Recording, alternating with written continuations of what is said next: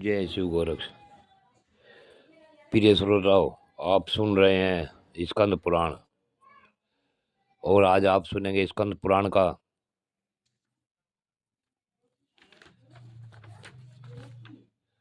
भाग 28 तथा माहेश्वर खंड का भाग 27। प्रिय श्रोताओ, आपने पिछले भाग में सुना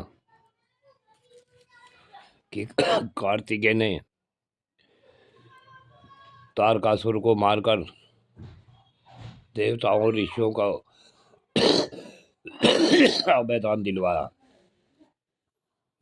इससे आगे की कथा इस भाग 28 में सुने। ऋषियों ने पूछा, है प्रभु, महात्मा कुमार ने युद्ध में तारकासुर को मारकर फिर कौन सा महान अद्भुत कर्म किया? तब लोमस जी बोले, तारकासुर को मारा गया देख इंद्र आदि सब देवता बहुत प्रसन्न हुए और संपूर्ण लोगों को पवित्र करने वाले कुमार कार्तिकेय की स्तुति करने लगे। देवता बोले, कल्याण स्वरूप भगवान कार्तिकेय को नमस्कार है। शिवनंदन आपको नमस्कार है। विश्व बंधु आपको नमस्कार है। विश्व भावन आपको नमस्कार है। जिन्होंने आपका दर्शन कर लिया वे चांडाल भी सर्वश्रेष्ठ है। जगत बंधु, हम आपको नमस्कार करते हैं। इस प्रकार देवता द्वारा स्तुति सुन पर्वत बोले, ये भगवान तुम अनाथ हो के नाथ हो। शंकर नंदन तुम्हें नमस्कार है। श्रेष्ठ देवताओं द्वारा पूजनीय तुम्हें नमस्कार है। ज्ञान वेक्ताओं में श्रेष्ठ तुम्हें नमस्कार है। महादानव तारकासुर का विनाश करने वाले कुमार तुम्हें नमस्कार है। ये देववर तुम्हें नमस्कार है। तुम हम पर प्रसन्न हो। इस प्रकार देवताओं और पर्वत के द्वारा स्तुति किए जाने पर शंकर और पार्वती के पुत्र एवं वरदाताओं में श्रेष्ठ स्वामी कार्तिकेय बहुत संतुष्ट हुए और उन्हें वर देते हुए बोले, मेरुवादी समस्त पर्वतगण, आप सब लोग मेरे वंदनीय और प्रयत्न पूर्वक पूजनीय हैं। तपस्वी, ज्ञानी और कर्मयोगी भी निरंतर आप लोगों का सेवन करेंगे। आप लोग मेरे वचन से संपूर्ण जगत को पवित्र कर सकते हैं। पर्वत संबंधी सभी स्थान तीर्थ रूप होंगे। आपके ऊपर दिव्य शिवालय, दिव्य मंदिर, बड़े बड़े विचित्र गृह तथा दिव्य तपोवन सुशोभित होंगे। इतना ही नहीं, भगवान शंकर के विशिष्ट स्वरूप तथा विशिष्ट लिंग भी आपके शिखरों पर विराजमान होंगे। ये जो मेरे नाना पर्वत श्रेष्ठ हिमवान है, आज से ये महाभाग तपस्वियों के फलदाता होंगे। ये गिरिराज मेरु पुण्यात्माओं के आश्रय होंगे। गिरि श्रेष्ठ लोकालोक तथा महायशस्वी उदयगिरी, ये दोनों शिवलिंग स्वरूप समझे जाएंगे। श्रीशैल, महेंद्रगिरी, सह्याचल, माल्यवान, मलयगिरी, विंध्याचल, गंधमादन, श्वेतकूट, चित्रकूट तथा दुर्धर पर्वत, ये और दूसरे भी बहुत से पर्वत लिंग स्वरूप माने जाएंगे और मेरे वचन से ये सभी पापों का विनाश करने वाले होंगे। सोनक जी कहते हैं, हे महाभाव, हमने कुमार कार्तिकेय के विशिष्ट चरित्र का श्रवण किया जो परम मंगलमय है। अब इस राजाधिराज श्वेत के परम अद्भुत चरित्र के विषय में जानना चाहते हैं, जिन्होंने आप भारी शिव भक्ति के प्रभाव से भगवान शिव को भली भांति संतुष्ट किया था। जो भक्ति पूर्व महादेव की आराधना करते हैं वे ही भक्त है, वे ही महात्मा है तथा वे ही कर्मयोगी और ज्ञानी है।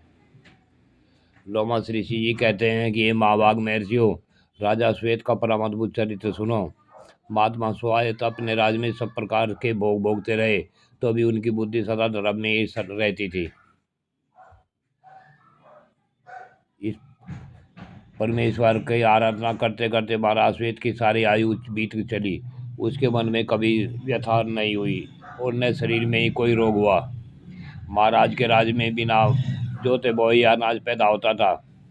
ब्राह्मण तपस्या में संलग्न रहते और दूसरे लोग भी अपने अपने वर्ण तथा आश्रम संबंधी धर्म का पालन करते थे। एक दिन की बात है, राजा श्वेत परमार्थ तथा शंकर जी को की आराधना में लगे थे। उसी समय यमराज ने उनके पास अपने दूत भेजे। उन दूतों को आज्ञा दी कि चित्रगुप्त के कथनानुसार राजा श्वेत की आयु पूरी हो गई है, अतः उन्हें शीघ्र से ले आओ।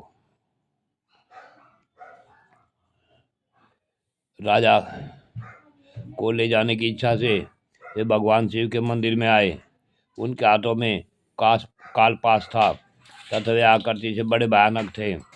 यमदूतों ने शीघ्रतापूर्वक वहां आकर देखा। महाराज गहरी समाधि लगाए भगवान शिव के समीप बैठे थे। वे दूत चित्र लिखित की भांति निस्तेज हो गए। अतः यमदूत धर्मराज की आज्ञा का पालन न कर सके। ये सब जानकर यमराज स्वामी वहां आ पहुंचे। उन्होंने राजा को सहसा ले जाने के लिए अपना दंड ऊपर को उठा रखा था। धर्मराज ने देखा महाबाहु श्वेत शिव भक्ति से युक्त होकर भगवान शिव के ही चिंतन में तत्पर हैं। केवल ज्ञान का आश्रय ले शांत भाव से विराजमान है। राजा को इस रूप में देखकर यमराज के मन में बड़ी हलचल हुई। वे अत्यंत व्याकुल होकर सहसा विचलित हो गए। तदंतर प्रजा का विनाश करने वाले काल भी तत्काल वहां आ गए। उन्होंने भी शिव पूजा परायण राजा को तथा मंदिर के द्वार पर खड़े हुए दूतों सहित यमराज को देखा और देखकर यमराज से बोला, हे धर्मराज, क्या कारण है जो अभी तक तुम इस राजा को नहीं ले गए? तुम्हारे साथ यमदूत भी हैं तो भी कुछ डरे हुए से प्रतीत होते हो। तब धर्मराज ने नम्रतापूर्वक उत्तर दिया, यह राजा भगवान शिव का भक्त है, अतः इसका उल्लंघन करना हमारे लिए अत्यंत कठिन है। त्रिशूलधारी महादेव जी के भय से ही हम यहाँ चित्रलिखित पुतलों की भांति खड़े हैं। यमराज की यह बात सुन काल देवता कुपित हो उठे और राजा को मारने के लिए उन्होंने बड़े वेग से ढाल और तलवार उठाई। क्रोध में भरकर शिवालय में घुसे। वहां उन्होंने देखा राजा श्वेत एकाग्रचित से विशुद्ध ज्ञान स्वरूप चिन्मय स्वयं प्रकाश परमात्मा का चिंतन कर रहे हैं। ऐसी अवस्था में उन्हें देखकर काल अहंकारवाद जो ही उनके पास जाने को उत्सुक हुए, तो ही भक्त वत्सल भगवान शंकर ने अपनी भक्त की रक्षा करते हुए तीसरा नेत्र खोलकर काल की ओर देखा। उनके देखते ही कालदेव तत्काल जलकर भस्म हो गए। राजा श्वेत जब समाधि से विरत हुए तब ब्रह्म ज्ञान होने पर उन्होंने धीरे से आंखें खोलकर देखा। उस समय वहां उनके सामने ही कालदेव अद्भुत रूप से जल रहे थे। राजा ने बार बार उनकी ओर देखा और भगवान शंकर से इस प्रकार प्रार्थना की, हे सबके दुखों को दूर करने वाले शांत स्वरूप स्वयं प्रकाश एवं स्वयंभू आप भगवान शंकर को नमस्कार है। व्याधान शून्य सूक्ष्म स्वरूप तथा ज्योतिषियों के अधिपति महादेव जी को नमस्कार है। जगदीश्वर, आप ही सबके रक्षक है। आप ही जगत के पिता माता सुहृद सखा बंधु स्वजन स्वामी तथा ईश्वर है। ये शंभो, आपसे आपने यह क्या किया? किसको मेरे आगे जला दिया? मैं नहीं जानता था यह क्या हुआ है और किसने यह बड़ा भारी अद्भुत कार्य कर डाला है। राजा श्वेत का विलाप सुनकर लोक कल्याणकारी भगवान शंकर ने कहा, राजन, यह काल है, तुम्हारी रक्षा के लिए मैंने इसे जला दिया है। राजा श्वेत ने पूछा, भगवान, इसने ऐसा कौन सा कुकृत किया था जिससे आपने इसे इस दशा को पहुंचा दिया?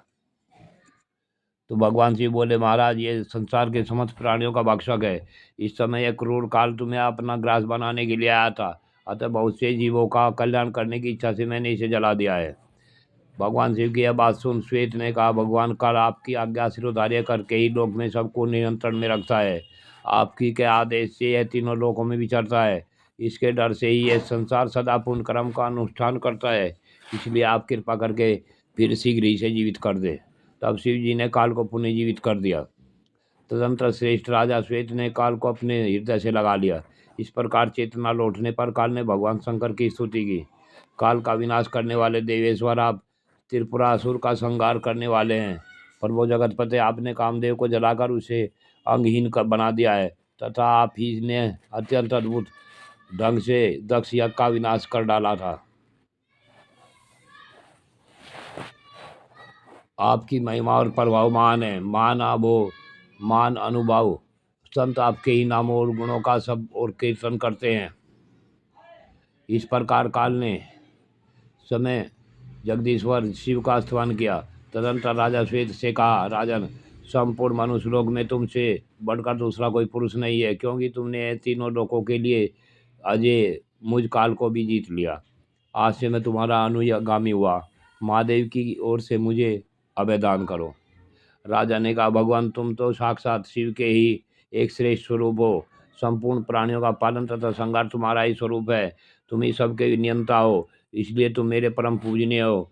आत्म साक्षात्कार के साधन में लगे हुए समस्त पुण्यात्मा पुरुष तुमसे ही सब मानने के कारण विविधि भाव भावों से परमेश्वर की शरण लेते हैं। प्रिय श्रोताओं, आज की कथा यहीं पूर्ण होती है। आगे की कथा अगले भाग में। जय शिव गोरक्ष।